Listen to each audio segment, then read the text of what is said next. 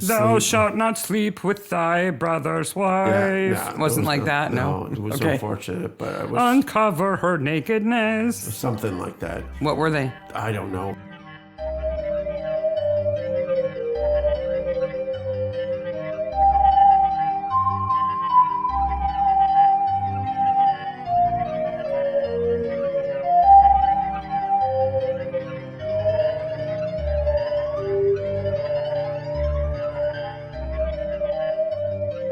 Hey, Maniacs. Hey, Maniacs! It's Midsomer Maniacs. Midsomer Maniacs is a podcast dedicated to the ITV series Midsomer Murders. Each week we dig into the episodes of the show, including the murders, the mayhem, the loonies, and everything we love. I'm Sarah. And I'm Mark. And he doesn't always talk like that. Nope. Most of the time I talk normally. If you did, it would be really weird. Yeah, I don't do the DJ voice anymore. So did you, before we dive in for this week, have you decided on which of us won from last week with our cat plot? We're currently tied now. Today I posted on the website, on our Twitter and on the Facebook groups, and we have not received any extra votes right now or suggestions. Kumquat's relying on you people. Yes. Just saying. A slice of murder is relying on you people. I know I don't have a fancy cat name, but let's go. He's Kumquat, the cantankerous cat. Just as a warning, if you watch your kids, if the show is too much for your kids, it's probably too much for this here podcast. But again, this is a pretty tame episode, which is 27, A Tale of Two Hamlets. Which is season 6, episode 4. Yes. Before we dive in, though, another thing up at the top. We have two things up at the top. So the first thing that we want to do before we dive in to A Tale of Two Hamlets is introduce a new little segment called Midsomer in the News. So I have a Google alert for Midsomer Murders, and every day in my news feeds, I see random stories that mention Midsomer Murders, and most of them are TV listings, right? So they're like Midsummer's on tonight. they're stories about like, here's the cast of this new show, and it's on the same night as Midsomer Murder or something like that. Or they were in Midsummer or something like that. And we're not interested in those stories. No, they're boring. There is a whole stream of reporters out there looking for clickbait, search engine optimization keywords who think that mentioning Midsomer Murders in a story, no matter how tangentially related, will get their story more traffic. And in the Midsomer Murders segment, we are going to point out the most egregious, reaching, desperate use of Midsomer Murders in relationship to a news story. And oh boy, do we have one to start off with. Yes. The Eastern Daily Press.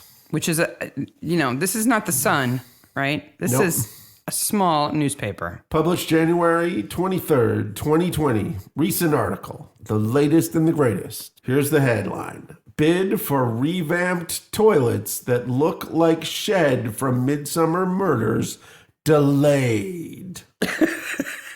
It's not even like voted successfully or downvoted, defeated. It's that it's delayed. That's not even news by itself. All by itself, it's not even news. So this is a village where there's a proposal for some new public toilets, and some designs have been submitted for these new public toilets, and people didn't like them. Plans to revolutionize the coastal town's public toilets have been put on hold after a debate broke out over their appearance. And their appearance. The facilities at North Norfolk District Council, NNDC, owned Stearman's Yard Car Park in Wells are set to be completely remodeled at a cost of £600,000. Wait a minute. It costs £600,000 to renovate public toilets? Apparently it does. Well, when you design them to look like Midsomer Murders. One of the people involved, who represents Wells and Holcomb, expressed his objection to the plans and said the toilets look like a tractor shed from Midsomer Murders. That's the first mention. And then there's another mention. And further, it looks like an art designer's idea of a tractor shed from Midsomer Murders. Wells desperately needs toilets, but not looking like this. Yeah. Wow. And they complained they were going to be made out of like corrugated metal that would rust and look like something out of some episode of a murder show. That has nothing to do with Midsomer Murders. I don't remember a tractor shed being Ever. a key thing in any episode. No. I mean, there's a lot of barns and stuff, but not something specifically a tractor shed that looked like a public toilet. No, definitely not. What a great find. Great article. Who wrote this awesome piece, by the way? Let's give him a little bit of shame credit here. Awesome piece was written by Abigail Nicholson. Abigail Nicholson. You can do better than this. You could do better, Abigail. If you're gonna try to get some traffic by mentioning an awesome show in your story, do better. Absolutely. And number 2 off the top is that Midsomer Season 21, Episode 2 airs tomorrow night in Britain. Which episode's that? That is The Miniature Murders, which will be airing on Tuesday, February 4th at 8 to 10 on ITV. It's a good episode. Absolutely. And what I'm going to tell you is we have a mini episode that has no spoilers based on that. It's mini episode 2, The Miniature Murders, Don't Eat the Bubbles.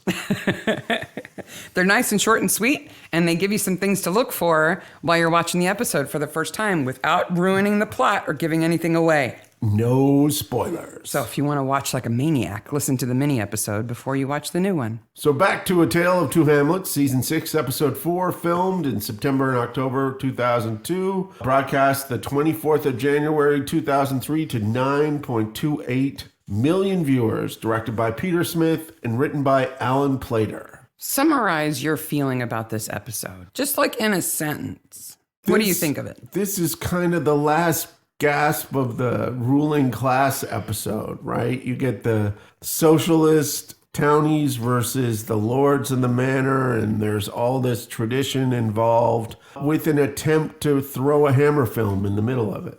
That's a good summary. My summary is shorter. Okay. Oops, we edited out the plot. Yeah, well, there is that.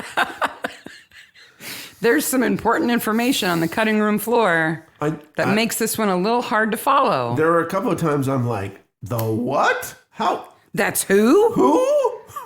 Did what? And we're just supposed to know. Well, we start with the cold opening with a bunch of old-timey people running towards the manor house, peasants. But quickly we realize it's set in modern day because there's cameras and girls who go, ooh. And Joyce is one of them. Yes, she's a milkmaid. She's a hag. We need more hags. This is part of the big reveal for The House of Satan Part 2. Now, we've talked about this. I was absolutely sure this was part of the filming of the movie. But it clearly isn't. No, it's like an advertisement. In our memories, they were in costume because they were part of the film. Yes. But there's clearly absolutely no reason for half of the crowd to be in costume.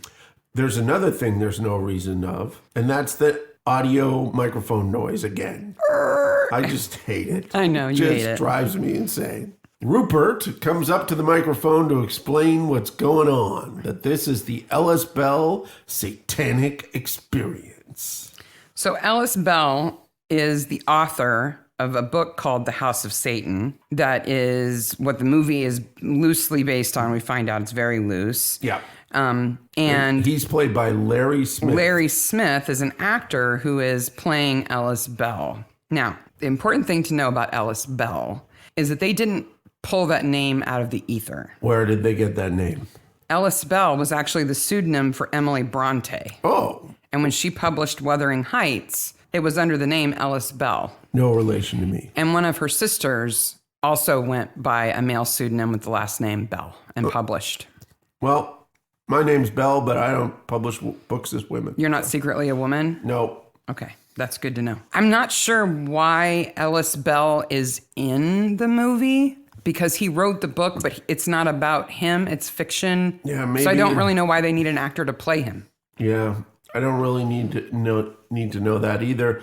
But, maybe it's like a wrapper around the movie or something. Well, it doesn't matter because he goes kaboom. Boy, does he go kaboom. He walks into the summer house where the author supposedly wrote the book and explodes. Well, I think it's all the cocaine up his nose. The Peruvian marching powder? Yeah. Actually, it's Semtex. This is a big explosion. It's ginormous. It would have blown all the windows out of the back of the house. Now, they do a nice effect with a fan or something against the crowd. They look like they're experiencing the blast. Yeah. But there'd be shrapnel in all those people. All those people, at least some of those people would die. Yeah. And luckily, they leave all the shrapnel lying around. For the whole episode, they've got it roped off and they just happen to leave, just bits of vinyl siding sitting around. I wonder if there's bits of Larry lying around. George does say he's in bits. He does indeed. He says most of him's in a bag. When Tom and Troy are coming to the crime scene, they stop at a crossroads and look left and look right. Before that, the last thing about the explosion is the chicken clucking. Oh, yes. Why is there a chicken clucking noise? There's no chickens in the scene. There's a big explosion, which would have scared the crap out of any actual chicken. The chicken did it. Yeah, I guess so. That's the chicken celebrating. Ha ha ha, I blew up Larry. I guess so. So Tom and Troy are on their way. They look left and look right at this intersection. And at first you think it's because Troy's a bad driver and he's been told that he needs to make sure there's no oncoming traffic. Look both ways, Troy. But in reality, he's trying to decide which way to go because he's trying to decide between Upper Warden and Lower Warden. Yes. And of course, Upper Warden is down the hill while Lower Warden is up the hill. That seems counterintuitive. It's because one is more north than the other. Oh. It's the one that's north that is upper. Oh, because I thought it might have been like one was in the upper part of the river and one was in the lower part of the river. But you say it's north. You say it's north and south. I say that only because I found some actual villages in the UK that are upper and lower. Okay. And that one of them is on a river. Okay. And it's the case that you're saying. And the other set is just by compass. Okay. So there's Upper and Lower Slaughter. Oh. Which are in the Cotswolds. Okay.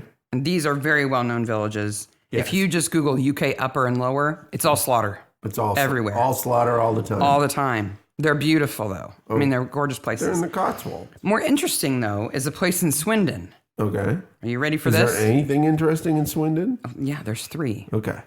There's Upper Lotmead. Okay. Lower Lotmead. Yes. And there's another one. What do you think it's called? Lefty Lotmead. Lotmead. Oh. It's between them. So you can drive from Upper Lotmead to Lotmead to Lower Lotmead and back again. Excellent. I'm sure the Post loves that. I'm sure there's no confusion. None at all. At all. Nope. Yeah. Those are the only ones I could find. I could find greater and lesser, big and small, but upper and lower, it's Slaughter or Lotmead. But they really do that. So Troy and Barnaby get to the manor, and there's a sign outside the manor that it's Upper Warden Manor, open to non-residents, guest accommodations, all rooms en suite. There's a gymnasium. A gymnasium. And to which I said, there's no more summer house. Yeah. They don't list summer house on the sign. So it's clear this is a manor house, a family manor house that they've now had to open for commerce. Yes. To pay for the upkeep. So they've got guest accommodations, they've got a tea room or a restaurant or something like that. And it is the Smythe Websters. Yes. You have to have a double barrel name if you own an estate. Absolutely. I'm Smith Robbins. Can I have an estate? Sure, I'll give you one. Have an estate. Awesome. We find out that Larry Smith was a pretty well-known actor, though Tom doesn't know who he is, but Troy does. Troy does a lovable Diamond Geezer voice for Larry, who was in a show called Diamond Geezers. He's Larry Smith. Yep. From Diamond Geezer. And he's Birds and Booze in the tabloids. So there actually was a show called Diamond Geezer. Okay. Or Diamond Giza. Yes. From 2005 to 2007. Well, Larry was in it. Though there was only one season of this show, but it went from March of 2005 to April of 2007. Well, it's British shows. They don't follow a schedule, and they're of indeterminate numbers of episodes. Well, it starred David Jason. Who was also in A Touch of Frost. Oh, okay. And did that special we watched about the people who live on the longboats. Oh, okay. Do you remember? Yeah. On the canal boats? Yeah. So I wanted to see if our impression of what a Diamond Geezer was accurate to what the actual definition is. Because I thought we had a pretty good grip. Okay. So describe what you think a Diamond Geezer is. Diamond Geezer is a middle-aged white man gangster from London who speaks with a Cockney accent. And does he wear a lot of jewelry or? Tracksuits, jewelry, Yeah. Okay, so that's kind of the stereotype I had of a diamond geezer, too. Yes. We are completely wrong. Oh, okay. What's a diamond geezer? Well, a geezer is one of us, right? Like a fella. A fella. Like a dude, Okay. a bro. My geezers. Yeah. Okay. My geezers, my Yo, geezers. my geezers. Exactly. And diamond means that he's good and solid and reliable. Oh, okay. So if you said your best friend was, he's a good fella, he's reliable, I can trust him, he's a diamond geezer. Like Joshua, I play board games with. He's a diamond geezer. Yeah. Excellent. It has nothing to do with the bling in the tracksuits and being kind of tacky and Then gangstery. why does he wear all that stuff then? Never mind that Brits can pronounce geyser as geezer. So like Old Faithful is a geezer, Yeah. which just makes me think of diamonds coming out of Old Faithful, which would be awesome. It's a geyser. It's a geyser, not a geezer. Yeah. But if he was a diamond geyser, that'd be even different, Anyway, I guess. So Danny, a geezer is not what we thought it was. Danny the killer, sort of. So at this point in time, He's a co-killer. yeah, okay. So at this point in time, I'd forgotten who the killer was, and Everybody likes Danny. I actually thought it was Laura for a second, and I fast forwarded in the episode to see who the killer was, and I saw that it was Danny. Okay. You're like, oh, okay. Okay, so Danny's the killer. Okay. He brings some drinks to the family sitting outside, and they have their own harpsichord theme. They do. Every time they're in those 4 chairs facing the lawn. That is some ha-ha. serious poshness. Mm-hmm. Do you have your own harpsichord theme? I don't. I also don't have a ha-ha. What But is they do. What is a ha-ha? A ha-ha is a ditch that you put around a formal garden that keeps deer from being able to get in it. How on earth does that stop a deer? I don't know how they actually stop deer, but that's what a ha-ha is. And there is one on their land. Okay. It circles around. It's a ha-ha. And we meet the family. Yes. Which is That's what the deer say when they walk across it. is Rupert and his 4th wife, Wendy. Simon, who is the next oldest, He's the minister. and his wife Laura. Yeah. And we find out that Frank, who was giving Larry the Coke at the beginning, is actually the youngest son. Yeah. So there's 3 brothers, Rupert, Simon, and Frank. Yes. We found out later there was a 4th brother, the oldest brother, St. John. But he died. So Rupert, Simon, and Frank. Now, He had Rupert, lovely eyelashes. Rupert, the oldest brother, the Lord of the Manor, is played by Ronald Pickup. Okay. And he's been in a lot of things. He was in both of the Best Exotic Marigold Hotel movies. Yes, he was. He's really good in those. He was also in another Midsomer episode in 2008. He's in The Magician's Nephew. Oh, I love that episode. His daughter is also in that too. Okay. His daughter's name is Rachel Pickup, and she plays the girl with the long blonde hair who's kind of crystally and loony. Yeah. Yes. Okay. But the most notable thing Yes. that Ronald Pickup has been in, The most notable. we've watched the original Father Browns. Yes, we have. Do you remember the one called The Eye of Apollo where there's a sun cult on top of a building? In the building in which Flambeau has his detective agency. Yes. Ronald Pickup plays Callan, the leader of the sun cult. That's right, he does. And he has an awesome headband. He does. He is a fantastic. That whole episode is fantastic. Yes. I mean, tons of things he's been in, but yeah, that was my favorite thing that he's been in. We'll have to put a picture of that in the show notes. Simon is played by Christopher Good. He's not really been in much. But the youngest brother, Frank, is played by Jonathan Hyde. Okay. And he's been in a lot of awesome things. Yes, he has. He was in Jumanji. Yes, he where played the Van Pelt. Van Pelt, the crazy guy. Oh, he's a terrifying safari hunter. Yes. With a great big mustache and a huge elephant gun. Yes. Who seriously wants to kill people. Yep. He also played Eldritch Palmer in The Strain. You didn't watch The Strain with me, did you? Yeah, we watched at least a season of it. He's the old kind of millionaire guy who's behind the whole trying to capture the strain because he wants to be infected so he can live forever because he's about to die. Yeah. He was also in Anaconda. Oh, well, Who wasn't in Anaconda? And he was in Titanic. Oh, that sounds like a good resume. Yeah, he's been in lots of things. And he either plays the, I'm an uppity mucky muck fancy man. Yeah. Or he plays this kind of Hollywood schmoozer highlight And hair he kind of has guy. to do both here. Yeah, he does it well. Part of the both family. He did go to the tanning bed in anticipation of this role. Yeah. He is the least pasty person in the family, for sure. Barnaby needs a room. So let's find... They need a room for an incident room, right? Let's put him in the church schoolroom. Yeah, that's a good place to put him. More on the church schoolroom later. You remember Simon's face when they say, Rupert says, well, we can just put him up in the schoolroom at the church. And Simon at first looks like, hey. And then he's like, oh. Yeah. And you don't know why. I think I know why. I thought it was just because Rupert was kind of imposing on him and saying they will be there whether you like it or not, which he is. But there's another layer to Simon's response. Yes, there is. So Phil stops by. He's the handyman, Phil Harrison. He stops by and sees Danny in the kitchen. And So- they have a good old talkie-talk. So Danny Pinchel is the cook, Yes. right? That's his role as he cooks for the restaurant. And kind of a butler, too. And he's sort of a butler to the family. He's obviously got a relationship with Rupert. He's kind of like a son to him because Rupert doesn't have any children with any of his 4 wives. We don't know what happened with the other 3. Yes. And so Danny has this role. And he does such a good job of being very clean cut and presentable. He's always got his little white apron on and his polo shirt. Yes. The kitchen is spotless. Yep. And lonely. Yeah.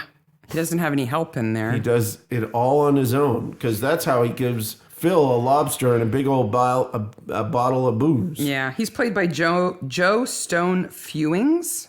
Wow, that's a name. He's, again, been in a lot of things. The most interesting thing that I found about him is that he's been married to Nancy Carroll for a long time. And you would know her as Lady Felicia in the new Father Browns. Oh, Lady Felicia, who shows up in a Midsummer coming up. Yeah, they've been married for a long time. The screamy woman Midsummer. Yes. But Danny is so clean cut and nice and presentable and respectful. Yes, everybody likes Danny. Everybody likes Danny. And Danny likes gazpacho so much he drowns in it.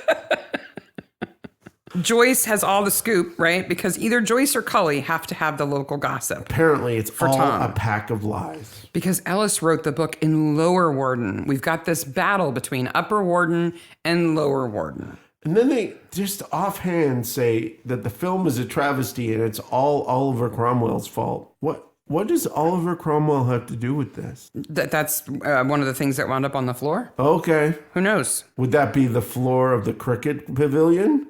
We'll get to the cricket pavilion, but right now it's on the editing room floor. But you know what? Larry's death is kind of good for business. I guess so. That's what Rupert thinks. Though we don't see any guests or any people in the restaurant or anything the whole time. But they had a good lunch. Yeah. Joyce loves Danny's meaty balls. The hotel. He just lost his mother. Such a sweet boy. The hotel's really nice. They've got a reception desk in the foyer. Oh, I'm sorry, foyer. Yes. I'm a Hoosier. And I became fascinated with this life-size devil sculpture that is holding like the business cards for the hotel. It has like a big Forked beard. Oh, yeah. Look for him. He's fantastic. Yes. I found one wood-carved statue online that's he's even got the closely. goat legs and everything. Yeah, he's not a satyr though. No. Because he's got 2 horns, and he's got a tail. Oh. A long tail. Oh. So he's goaty. But goats don't have long tails. No. Devils have long tails. Uh, Satyrs don't have long tails. Neither do fawns. So it's definitely a devil in a waistcoat. But he's fantastic. I would love to have one. Tom goes back to the manor, driving past the broken shards of the summer house. Again, this is one of those episodes where George just appears and says pithy things and then disappears. Larry's in bits. The reason why he's come to the house is he wants Larry's help with the press conference. And the press conference is at the church schoolroom. Where they sit at a table meant for little kids. Their Yeah. knees are all up in their chests. I wanted to see if they're They were sitting on little elementary school chairs too. Yep. But then I got completely obsessed with what the children had drawn in the church schoolroom. Because the camera pans down the hallway across all this children's art and then into the door where you see press, if you want to call, I'm saying inverted quotes, press, and everybody sitting at the table to speak to them. So Yes. we both responded to this art. You've studied it. There is a green devil with a house on fire, a blue devil, a grim reaper, blue devils setting a house on fire and flying above it in what looks like tacks while a girl cries. Blue devils over a fire with grim reapers, and there's this giant green snake in flames. What are they telling these children? I tried to figure it out. Like, is there a story in the Bible that they were drawing out? No. Or did they say, hey, draw a picture of what you think happens after you die? No. I hope not. It's just all horrible. It's like bad therapy painting for children. Show me where he touched you. Exactly. And what are your bad dreams about? Yes. No wonder Simon was like, maybe we shouldn't. Oh, well, okay. The press are going to be there. Okay. I'm assuming the production people had a blast making those paintings. They got out the watercolor and the finger paints Yeah. and the glue sticks. So Murdoch is here. Bum, bum, bum, bum, bum, bum, Not bum. that Murdoch. Not Murdoch Mysteries Murdoch. It's Murdoch of the Costin Echo. Yeah, he's skeezy, right? He is. He asks a drug-related question. But what other press is here? Jack Wilson from the Upper Warden Church Newsletter. Yes. He owns Hard-hitting news. the bookshop on the high street, and he wants everybody to know this is all local and you should all just go home. And it's probably people from Lower Warden anyway. Rekpatui. Because they're evil down there. They are. Up there, wherever they are. They immediately start to build up this hatred between the two villages, right? But we don't really know why, except that maybe Upper Warden sort of stole Ellis Bell from them. Maybe, but there's a lot of hatred, especially between Anne and Emily with their bad... They both had nights of passion with Larry Smith. Did it give them bad makeup of being hit in the head with a Flower arrangement? They're going to fight.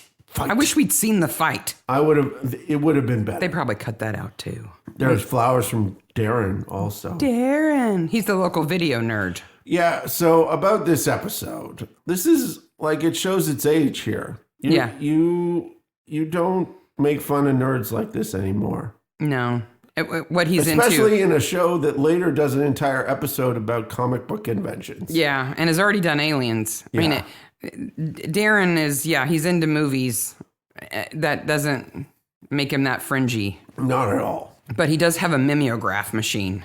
That's pretty fringy. Oh boy, does he have all sorts of things in the back of that bookstore. Did you want to have his bookstore? Not the downstairs. No. So Troy goes to the bookstore and goes up and meets with Darren, and he's running his mimeograph machine. Now, on the wall are the following. No, before you do that, just note, it's the Upper Warden Parish newsletter. Yes. Not the Upper Warden Church newsletter, which is what Mr. Wilson said. It's incorrect. There's a Betty Blue poster. Betty Blue was a famous sort of independent movie in the 90s. Scars of Dracula, which is our third Scars of Dracula reference. It's this is a hammerish kind of thing, right? The Deer Hunter, Doctor Who and the Daleks, which is a strange movie on top of everything. Mm-hmm. Carry On Cowboy, which really doesn't fit with the rest of it. No. Nosferatu, Horror of Frankenstein, The Man in the White Suit, Lust for a Vampire, all of which I've seen. Of course you have. Billy Liar, and of course, House of Satan and Groundhog Day. Groundhog Day and Carry On Cowboy just don't fit. They don't fit. They just had some empty spots. In the Upper Warden Parish newsletter that is thrown in front of the screen. So you paused it and read the entire thing. But of course I did. The headline is Lower Warden Strikes Again. They've already convicted him of everything, huh? Other headlines include confirmation classes, an early warning, and Upper Warden Floral Club. So I'm like... An early warning about what? Early warning. And so here is the following article under early warning, all in capital letters with an exclamation mark. As if this is something important that we need to be warned about. Are you ready for this warning? Okay. Are you being warned? Okay. Okay. From the beginning of next month, the Vestry Hour will be on Thursday evenings at 6 p.m. until 7:30 and not on Wednesday as previous. What's a vestry hour? Vestry Hour is when you go to the church when you're planning a baptism or a wedding or a confirmation. When you want to book the church, you go and meet with the minister at that point in time to come up with when it's going to be. You have an hour a week to plan events? It's like office hours for the church. Wow. I'm glad we're warned. I wouldn't want to show up at the wrong time. And there's 2 advertisements on the bottom: MJH, Southern Limited Central Heating, and Bob's Electric Services. They sponsor the parish newsletter. They do indeed sponsor the parish newsletter. But then, so all these movie posters and a parish newsletter, I'm like, this is the best scene ever. And then Troy pulls out his warrant card, and I notice there's a badger on it. We knew there was a badger on the Midsomer Constabulary crest. I didn't know the crest was on both sides of the warrant card, and he's got it. Oh, I want one of those so bad. Isn't there somebody on Etsy or something selling fake? Yeah, fake ones. But it's like a PDF you can print or something. Guess what? It has no badger on it. No badger. Nope. Honey badger don't care. Meanwhile, Barnaby's in the house of Satan. He's in the, basic satanic experience. So the idea is that the manor house is going to be sold as a hotel and a satanic experience. Okay. Yes. Boy, Disneyland has nothing to worry about here. No. They've got one old wine cellar with some spinny lights and a big head. A big head, and the subtitles said spooky moaning. Yeah, there's some spooky moaning coming out of a box. It's an homage.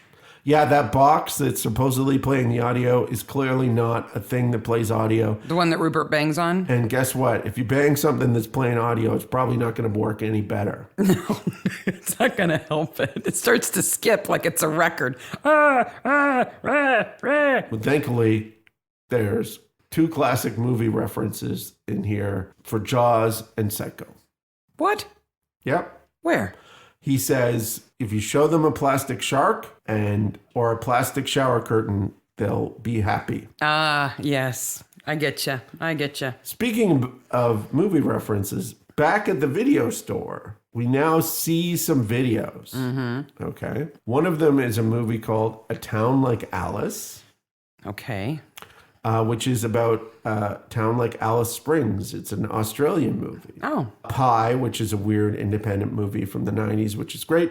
An X-Files movie, and Nightmare on Elm Street 3.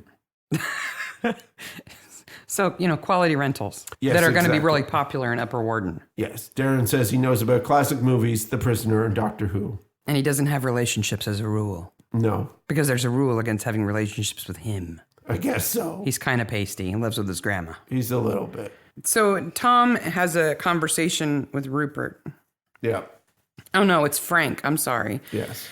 It's Frank that says, it's just like Hitchcock said, actors are cattle. Yes. That's not what he said. No. What he said was, and I quote from Hitchcock. From Hitch. I never said actors are cattle. What I said was all actors should be treated like cattle. Excellent. That's fantastic. And shortly after this, so, Emily and Murdoch are in the pub and he's coaching her into giving him a good story. That's not really true. Red herring situation. We find out that Darren filmed the explosion, but, he can't produce it right away. Then Rupert and Frank are in the woods. Yeah, and here's where the editing problems start. They're apparently leaving money because someone has demanded. Well, first, they go out there, they flip a coin to decide whose plan they're going to go with. We don't know what plan for what. We're going to do it Father's Way, the short, sharp shock. Now, do you know where that's from? No. It's from the Mikado. Oh. I know lots of different references. You mean the Mikado? The Mikado, sorry. The 3 little schoolgirls are we, that? Yes, but it's from a general song. Yeah. Yeah. So Frank wins. He says, we're going to do it my way, right? My way. That's the section in my notes. My way. My way. Which means we're not going to leave actual money.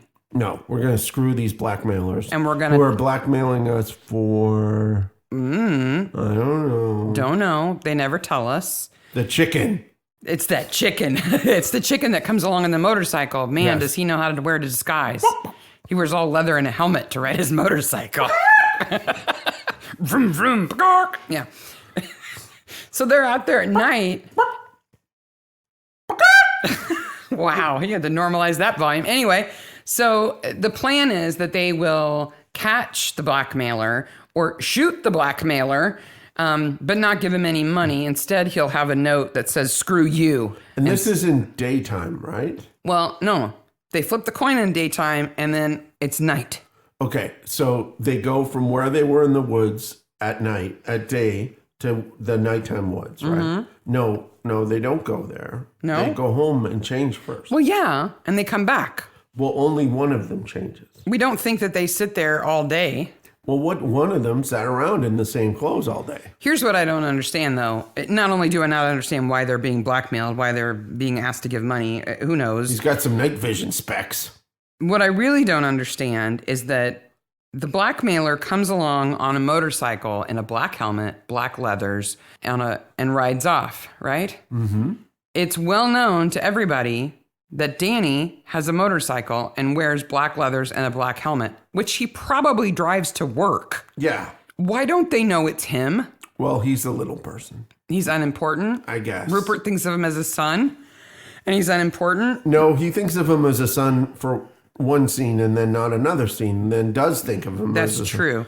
Now, we also find out that Phil Harrison has the same motorcycle. Yes. But not the same leathers. No. So they might have thought it was Phil. Maybe. But they would have known it was one of two people, and they act like, oh, it's a complete mystery who that is. Just imagine how different this episode would be if Rupert wasn't such a bad shot and actually shot Danny right here. It'd be very different. That would be a problem because Danny's the killer. If Danny dies, there's a problem. Wait a minute. Danny does die. I know. This is where I was like, who killed Danny? Well, it wasn't the person who sprayed Leviticus 18:16 on the church door, because that was Sarah. You mean Lev? No, it was Laura. No, it was Sarah. Oh, She's Sarah, got the spray paint in the Ellis Bell Yeah. Museum. Oh God, yes. It wasn't Lev Yashin, who is an actual Russian goalie. No, it's Leviticus 18:16. The nakedness of thy brother's wife. Don't uncover the nakedness or have sex with various animals. There's ramblers in the church. That woman's got a great big stick. She does. What are those ramblers in the church doing? I don't know. Taking pictures. Whenever I see a character like that in the background who gets a little bit of attention but not speaking part, I always think that they held a contest. Yeah. Like, are you the biggest Midsomer fan? Enter this sweepstakes and you can be an extra in a Midsomer. And that couple won the sweepstakes or something. Well, by the way, Frank works out too fast and dies. He goes 35 miles an hour on that bike. He actually goes above 35 miles an hour on the bike. So are we supposed to think that the electric current being run through the bike makes it go faster? Okay. Electricity doesn't work like that. Okay. It's a little Wile E. Coyote, this particular death here. Well, he dies. Yes, and Helen finds him. Oh, Helen, the receptionist with the really bad perm. I feel bad for her, though. And Laura says, and then there were 4. Because they're out there in their chairs with their harpsichord music again. And at this point, I'm counting glasses. And I think Laura's on to her 3rd G&T here. Wouldn't you be? Oh, I would be, for sure. I mean, nobody liked her son, but her son is still dead. Well, that's sad. You know what they deserve? And now the father of her son is dead. You know what they deserve? What? A whacking. Whack 'em and whack 'em and whack 'em. Have you ever read Wind in the Willows? No, but Simon got into it pretty big time with his whacking. He's a bit upset. I guess so. So here's what actually happens in Wind in the Willows. Please tell me about the whacking in Wind in the Willows. Let me just read a little context, right? So the animals they're getting together and making a plan. Okay. We shall creep out quietly under the butler's pantry, cried the mole. Okay. With our pistols and swords and sticks, shouted the rat. Wait a minute. And rush in upon them, said the badger. And whack 'em, and whack 'em, and whack 'em, cried the toad in ecstasy, running around and around the room and jumping over the chairs. This is more social commentary than Ellis Bell's novel. They have pistols, swords, and sticks. The sticks I wasn't surprised by. The pistols... Yeah, I'm a little worried Who about makes animal-sized pistols? Can they make their own pistols? Did Mr. Toad forge a pistol? And I thought Mr. Toad was Is Mr. Toad the villain, or... He's not Mr. Toad. He's just Toad. Toad. Toad, rat, mole, and badger. Well, who are they going up against? Everybody else. Okay. The cute and fuzzy animals I guess. that people like to pet.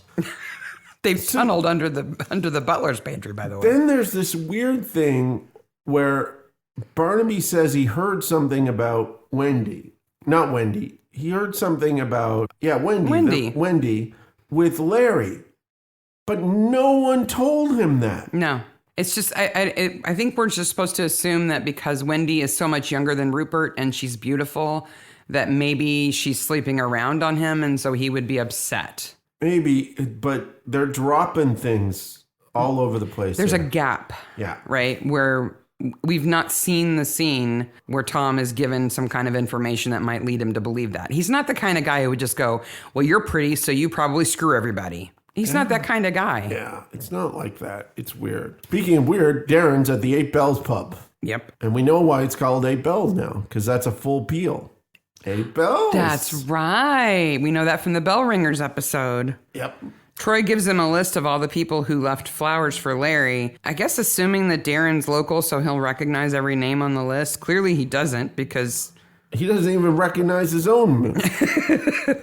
But he makes a reference to Dark Satanic Mills. Yeah. Do you know where that's from? No. That's from Blake. Oh. And it is about, like, industrial mills. That makes sense. Yeah. It's kind of over Darren's head, though, isn't it? Yeah. Unless it's referenced in a Hammer film, I doubt he would know about that. He seems to. Darren is in the Upper Warden TA. Yes. At which point I have a note that says, TA? Territorial Army. Yeah, I didn't know what TA was. And I didn't know how Troy knew he was in the TA. And even when I heard, and I knew that TA was Territorial Army, in my head that was like a historical reenactment army. That's what I thought it was. Not one with machine guns. Oh my gosh. The Armory. We'll get there. Wow. Phil lives in a windmill. And he's not Jonathan Creek. No. That windmill is actually in Brill. Brill? Yeah. Okay. That's where that windmill is. Okay. And the bookshop is called the Cottage Bookshop, and it's in Penn. Oh.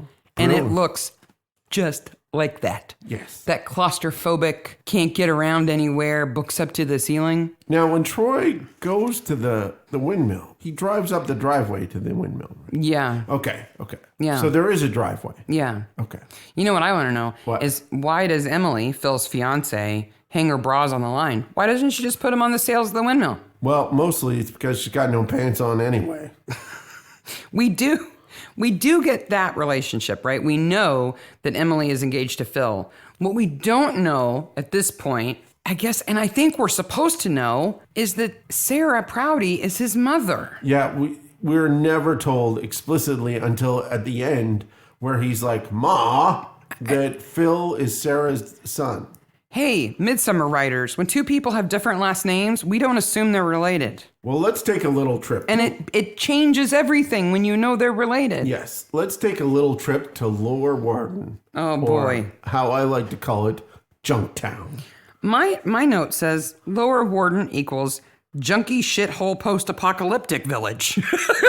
There's a bed and a frame in the middle of the street. It's not like they've got a big junk pile to the side of town. No. It's everywhere. They went so over the top. They've even got a nasty black cat. But the Ellis Bell Museum's nice and clean. It's like, I'm just imagining the scene setters. Like, We need some junk to strew around this town. No. We need more junk than that. Okay, just back up a lorry of garbage and some old appliances. We need those too. It's so filthy. Like you can't even get around. And wet and gross. Later, Rupert's trying to drive down the street and he has to go around an old dishwasher, a refrigerator, and a mattress to get where he's going. Like these people have absolutely no pride. Like I understand Brexit's been hard on you people, but wow. Well, and you get this sense that Lower Warden is kind of this like socialist mecca, right? They reject the whole landed gentry thing and they're like all about Engels and Marx and stuff. The proletariat don't clean up their messes. Apparently they can't organize refuse pickup. But they can sure make a pub. They can turn the church into a pub and organize that, raise money and do the building work themselves, but they can't pick a mattress up out of the middle of the street. Or a frame. You know what this village looks like? What? If our kids ran a village. Our kids are great. They're not the neatest. No, I take that back. There'd be more trash. Well, as I look into our library and see a mattress on the floor. Yes. Next to a punching bag. Yeah. Maybe it is our kids. So at the Ellis Bell Museum, there's some talking, but I'm completely stymied by this thing that happens. Tom buys the book. Mm-hmm. He gets some change. With his change, he puts some of it in the SPCA bucket. Right. And then he picks up a spray can. That I thought was like pledge, like dusting Cleaning. spray. And then he carries it around while they're talking. As if he's bought that too. And I was like, why has Tom bought a spray can?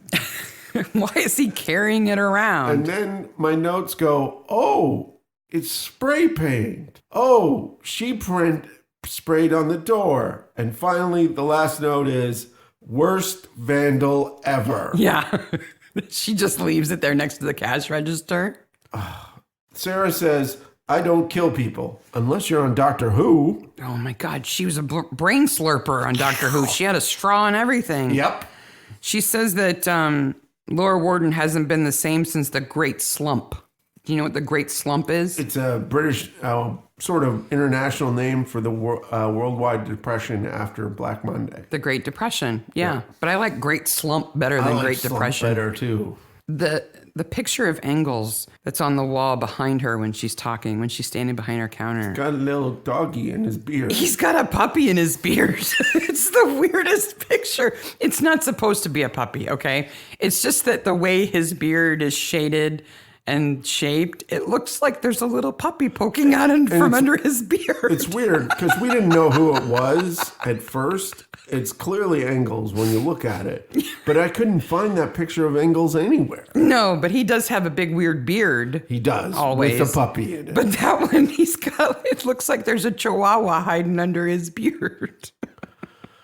I didn't have anything to drink before I watched this episode, I swear. Okay. I actually saw a puppy beard. So Troy goes to talk to Denny in the kitchen, and things go off the rails here. First of all, Mrs. Barnaby still wants his meatballs. Yeah. And we find out that Danny did some time, right? Well, kind of. He was at Borstal, which is a type of youth detention center in the United Kingdom. Because he blew up a cricket pavilion when he was younger. What? What? Okay, wait a minute. Such a great cold opening is blowing up a cricket pavilion? Why has it not been mentioned till now? Wait a minute. In your youth, did you never want to blow up a cricket pavilion? Well, I did. Just, you know. It pissed you off. Well, and we find later that it was Phil who actually did it. Yeah, they worked together. So I went looking to see if that was a reference to an actual crime. Yeah. Like, did somebody actually blow up a cricket pavilion in the UK? The answer is yes. Okay. But it's not a crime like Danny's. It's much more interesting than that. Okay. Lay it on us. In 1913, the Tunbridge Wells Cricket Pavilion was blown up and burned down. Okay. By suffragettes. Oh! But here's why they did it. They did it because they were banned from the cricket club. And why because women were banned from the cricket. They were banned. No, I can't even describe this man. Yeah. You think you've met assholes. You've not met assholes because you've never met the president of the Tunbridge Wells Cricket Club. Okay, lay it on me. Quote, Okay. It's not true that women are banned from the pavilion. Who do you think makes the tea? Oh! He said that after they burned it down. Well, okay, after the second time they got it burned it down, what happened? I'm like, let's burn him down. You don't want to piss off suffragettes. I just... And if you haven't heard the story, like in particular of British suffragettes, the crap that they went through so that women could vote. Oh, they were arrested. They were harassed. They were groped, raped. Force-fed, hunger striked, just their heads shaved, just horrible things. And this jackass. That's a reason to burn down the cricket pavilion. It's a reason to burn him down. Anyway, I'm sorry. Danny says rehabilitation. Danny says rehabilitation works. You're the killer. Yeah. Well, he's better at faking it now. I guess. By the way, let me show you my gun, Troy. What does that have to do with anything? Troy never asked. There's no gun involved in the crime. This beautiful gun I keep in my locker that Rupert gave me. That has, no lock on it. I think he's just trying to prove that he's in with the family. Everybody likes Danny. Everybody likes Danny. Then we get to go see the Armory. Yes. This is so weird. It comes out of nowhere. And folks from the UK, you're going to have to tell us whether this is accurate or not. So they're in the bookstore and they're talking to Jack. And then Jack says... He says, oh, they stole my screenplay, blah, blah, blah, blah, blah. Yeah, yes, I'm a member of the TA too. I'm the armorer. 2 days extra as the part of a corpse. Best corpse in this episode. Maybe Jack. Upper Warden Territorial Army, and then they go into this American-style armory, militia. Yeah, there is easily 30 machine guns. Oh, yeah, and shelves of ammunition. And they let these yobs go out and practice with these things? Let's start a war. They let Darren use a machine gun? Darren can't use a mimeograph machine. He can't use that giant video camera at the end of the episode. What?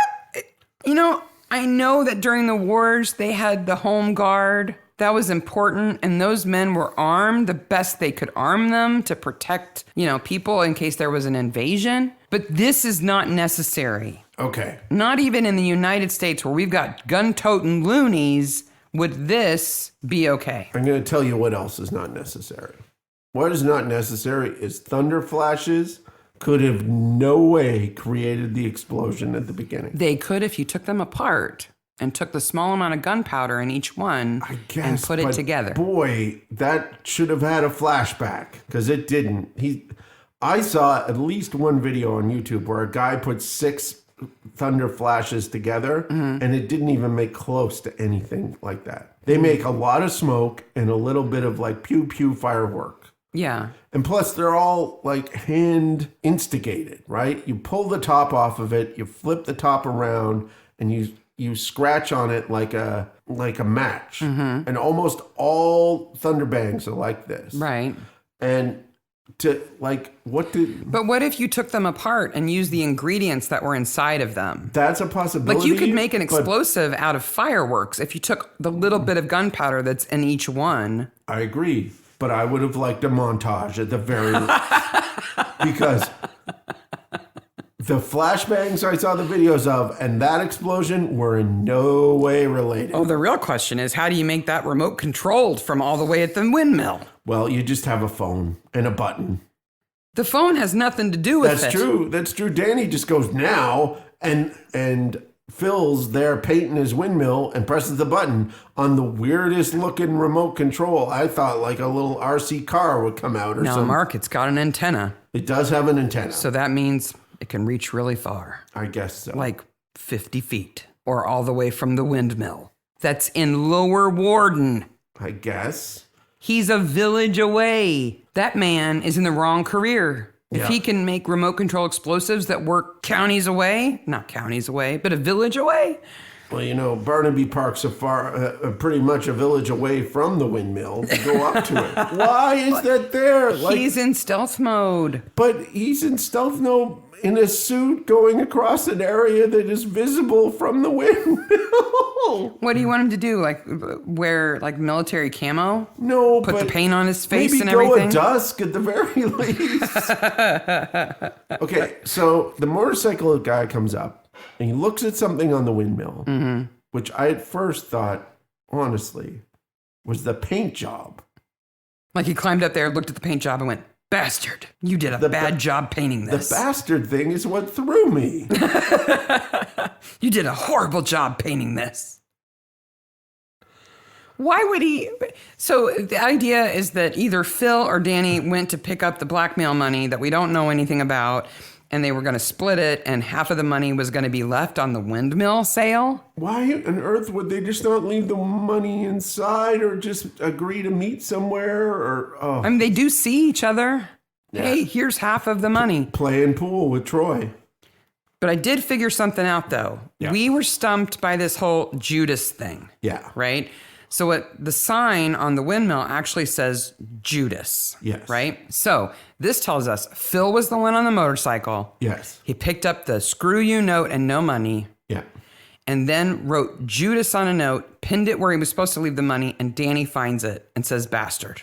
So why does Phil leave a note to Danny that says Judas? Because he likes Judas Priest. No. Okay. Because he thinks the reason why there was no money is that Danny told them. Oh. That Danny undermined the blackmail because he wants to get in good with the Smythe Wilburtons or whatever their name is. What scene is that covered in? It's not. Okay. I pieced that together. So it's a guess. It's a guess. Okay. It's a deductive reasoning guess. Oh boy, we got to do a lot of that in this episode. Well, Troy's got flat tires. Yep. That's what you get when you go to the chapel pub. Darren's there to confess. To letting the tires out. So do you know how they do that? They don't actually poke a hole in the tire. No, you put a nail in the little... in the rim. Yeah. And that leaves enough gap for the air to go out. Yeah. How long does that take? It should take a while, but Troy was there playing pool for a while. Yeah. Sorry, billiards. Billiards. Snooker. And he noticed that Danny and Phil were having a row. Mm-hmm. And we see the House of Satan party, and then we see Danny and Phil in the big reveal that they have the same motorcycle and the same leathers. Which means Rupert and Frank should have known who was in the woods. But anyway. Barnaby knows that. Why? I don't know. We do know that Laura admits to sleeping with Frank. So Larry was actually Frank's son, not Simon's. Then we find out that Sarah Prouty is Ellis Bell's great-granddaughter. Oh, hold on. When we find out that Laura, who is the nakedness part, right? In the church, there's hymns 23 and 47. Mm-hmm. Now, if you're not familiar with the Anglican Church, you don't know about the Anglican Church hymn book, which is a unified hymn book across. So that's that sign that's in front that has the numbers on it. That the minister puts the numbers there of the hymns you're going to sing that week. That you put the numbers in the hymns you're going to sing that week, and you're always thinking 3, not 4. You're trying to. 2 is a real short week.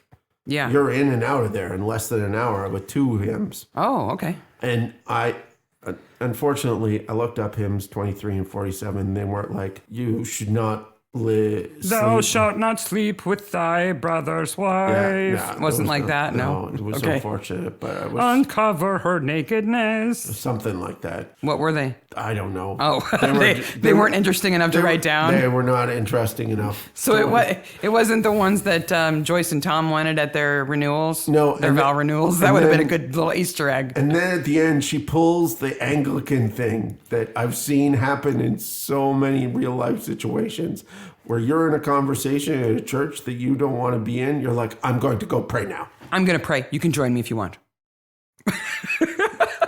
I'm praying. Go away. Go away. That's when we need the Ramblers to come in with their sticks. What are y'all doing in here? So Laura and Frank had an affair 20 years ago, but Sarah and Rupert had an affair 30 years ago. Okay. Did she suck his brain then? With a straw. If you've never seen that Doctor Who, you don't know what we're talking about. There's these big rhino soldiers, and Sarah Prouty, or the actress who plays Sarah Prouty, who is Anne Reed, thank you. Gosh, I didn't think I was going to get there. I couldn't find her name. Plays an alien who looks like a little old lady, but secretly is a brain sucker and carries a little straw to do it. Yes. Danny's good with electronics. Yep, he's a wizard with wires. Everybody Let's go talk likes to Danny. Danny. Danny's dead? Wait a minute. I literally had I was like, what? How could Danny be dead? I saw the flashbacks at the end of the episode. How could Danny be dead? I thought the same thing. So Troy and Tom approach the kitchen, and of course, there's blood everywhere, right? It looks like blood. Somebody has been beheaded kind of level of blood. Yeah. Is there a vicar about? Then when they get closer, tumbled into the living room, by the way, the head did. When they get closer, you see, oh no, it's not blood. It's some kind of tomato sauce or something, right? And Danny is in the weirdest kind of semi-fetal arm twisted position. Wow, it's weird. And I thought, okay, I know he's the killer because I remember that. Maybe he's not dead, right? Maybe he's pretending to be dead so he looks like he's been attacked. I was there too. But no, he's dead. Dead. Drowned in gazpacho. Gazpacho? That's a really big pot of gazpacho. And it's not cold tomato soup. I'm sorry. It is. Troy doesn't know what it is, and Barnaby, it is not cold tomato soup. What is it? It is tomato juice with spices in it. It's a Bloody Mary. Yeah, it's that you eat with a spoon. No, you don't eat it. You drink it.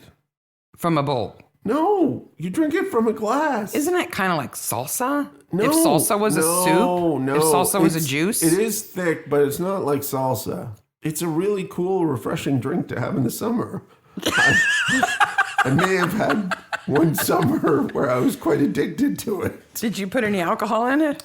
Yes, we did. That would make it a Bloody Mary. Yes. Instead of gazpacho. So that's the difference. We were fancy and called it gazpacho. Sure you did. And then you think, could somebody really drown in gazpacho? Could that really happen? Tell me, Sarah, has somebody drowned in gazpacho? As a matter of fact, they have. Oh my, do tell. And even better is the search results I got when looking for that. Okay? Now you can see, Mark, here I have a screenshot. Yes. Okay? Because the fact that these 3 search results came up together is important. So unfortunately, in 2010, 6 people drowned in a vat. 6 people. It was in India, in a tomato sauce factory. 1 woman fell in. Yeah. And 5 other people tried to save her. And they all died And they too. all drowned. Wow. Which is absolutely tragic. It was actually ketchup. Oh. Which is not gazpacho. No, it's a different tomato-based sauce, drink, soup, Slurpee bit. But very sad. Yeah. So, here are the search results. The first one, 6 workers drown in vat of tomato sauce. Daily Telegraph. Not good. Second, 6 people drown in vat of ketchup. It's a safety news alert. SafetyNewsAlert.com. Okay. Third search result. Okay. 6 unbeatable tips when you're drowning in tomatoes. What horrible person wrote that? It's about when you grow tomatoes and you have too many.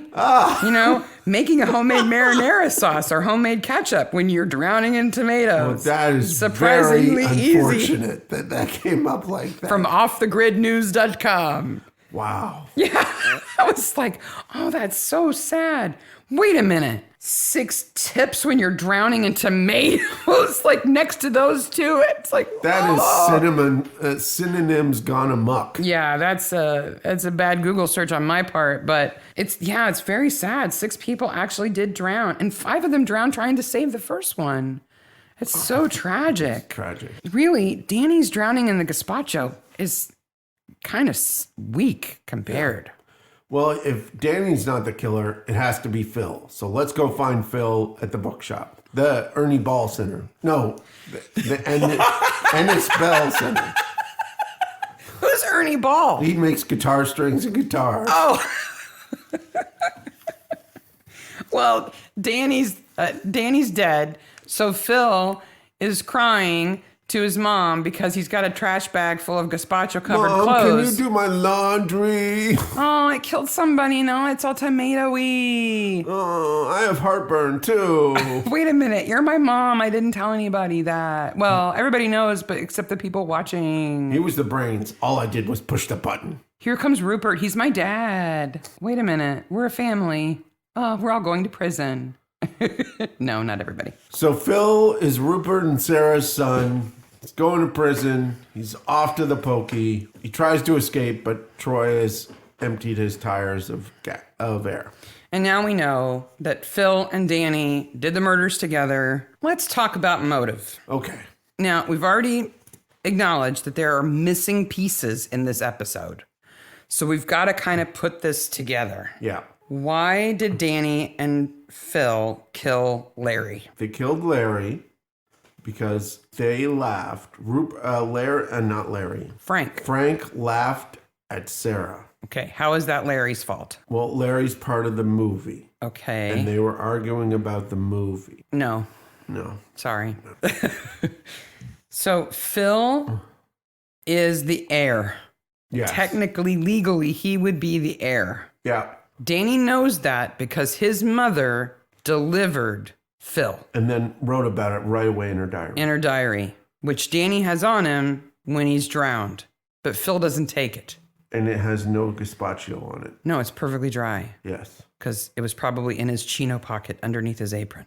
I guess. Maybe that's why he's in that weird position. He's trying to protect the diary. Protect the diary. So the best I can string together is that Larry had to die because Larry might have been the heir. Yeah. Since he was the only son of one of the brothers, the only child of one of the brothers. Yeah. He at least appeared to be an actual heir. And Danny wants to inherit. Yeah. Because he thinks Rupert thinks of him as a son. And will give him everything. So when he realizes that Phil is actually the heir and Phil's his buddy, he frames Phil. He tells Phil, hey, you're Rupert's son. You should inherit everything. Mm-hmm. Oh, no, but wait. He doesn't tell him that because he doesn't know that until the final scene. And that's where he tells him and he freaks out and drowns him. Right. In gazpacho. So Danny has a motive, but Phil doesn't. No, Phil is just a homicidal maniac, apparently. Phil's upset because Frank laughed at Sarah. Yes. And until we know that Sarah is his mom, we're like, what do you care about that? Sarah, whatever. It's not like he laughed and pointed at her in front of a bunch of people. He just kind of guffawed and walked away. He dismissed her. Oh, it's so weak, the motive here. So there's all kinds of things not to like about this episode, but I don't like doing that to Midsomer because I love Midsomer. Yes. So what about this episode did you love? The basic satanic experience is quite awesome. The basic satanic experience is awesome. Darren, I love. I love Darren. This place is a little weird. No, weird's another place. Yep, weird's another place. I like the whole argument over a book and who the authorship is and how it's owned by a certain town and another town. In the strangest way possible, I come from a place in Canada that's near another place that takes William Naismith as one of their own. And who's he? He's the guy who invented basketball. Okay.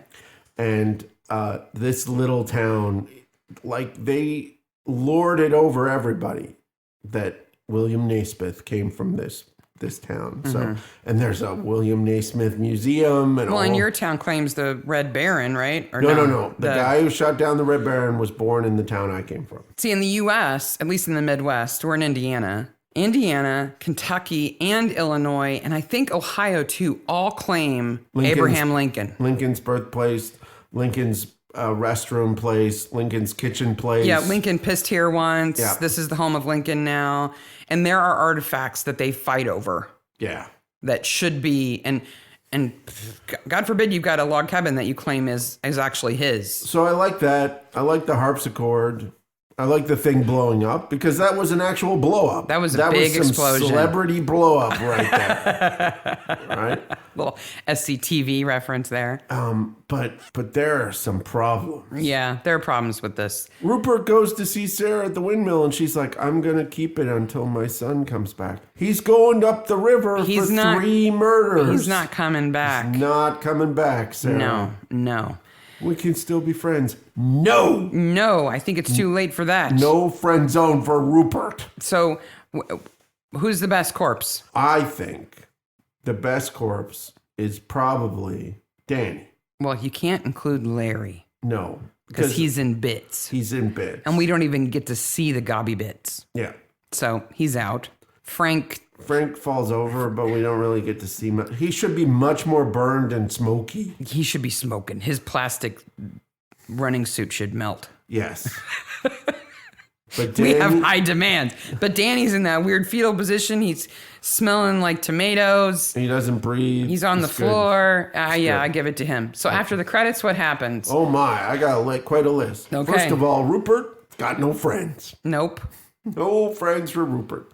Wendy buys some more beige clothes. From the boutique? What's that place called? Fanciful Favorites or something like that? Oh, Fashion Favorites. Yes. Hideous clothes. Laura and Simon are sad. I'm going to pray. Darren probably has his own YouTube channel now with millions of people who download his videos. Yeah. Sarah gardens for a long time. She's going to grow more than 2 stalks of corn. And Phil goes up the pokey. Yep. To jail. He goes to jail. I can't say it's the best Midsomer. It's not one of my favorites. I would like this one more because I'm a Hammer horror film guy.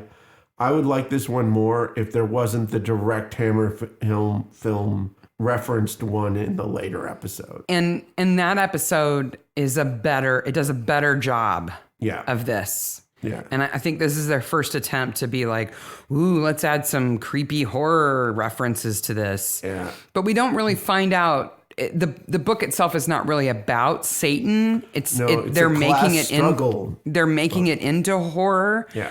So there's not even any like creepy things. Well, I think it's a direct reference to Dark Satanic Mills. Because the Satanic Mills in the poem have nothing to do with Satan. Yeah. So the House of Satan is the rich landowning industrialists, right? And it has nothing to do with Satan. So they can't even pull that through. The other thing is, I don't know about you, but I thought the genuine satanic experience was much longer the first time I saw it. I did too. I remembered more. A long time, and like there was weird filming and stuff. We made it better in our heads. Oh, Maniacs, we're sorry. Not trying to end on a down note, but still a great episode. Like it's still Midsomer. It's still so much better than a lot of things. It's still Joyce dresses a milkmaid screaming while shrapnel gets thrown at her. Fantastic. Still death by gazpacho. Death by gazpacho. Somebody had to clean that up. Oh, some poor person had to clean it up. The whole thing is better than the designs for those public bathrooms. Yes. So, Maniacs, we're on the Facebook. We're on We're on Reddit. We're on Facebook. We're on Instagram. Twitter. Instagram, all those things. Leave us a comment. Leave us a review. We love to hear from you. Tell Mark how much you like my cat plot better than his. No, a slice of murder is much better than your little cat Then story. Kumquat the cantankerous cat? Yes. Pshaw. You're wrong. Thanks again for listening. We're just keep rolling along here. It's kind of crazy. Again, I remind you that if you're in Britain tomorrow night, the new episode for Miniature Murders is on at 8 to 10 on ITV. And listen to our mini episode 2. What episode of Midsomer do we get to cover next week? Next week, we cover Series 6, Episode 5. The Birds of Prey. Birds of Prey. It's better. Yeah, it's a fun episode. It's more fun than this one. It's got birds in it. If you decide to make a gazpacho because, this made you crave it, be careful, okay? Yes. Just be careful. Please be careful out there and be wary of restrooms. They're midsummery. They look like thin tractor sheds. I guess. All right, Maniacs. Until next week. Bye, Maniacs. Bye, Maniacs.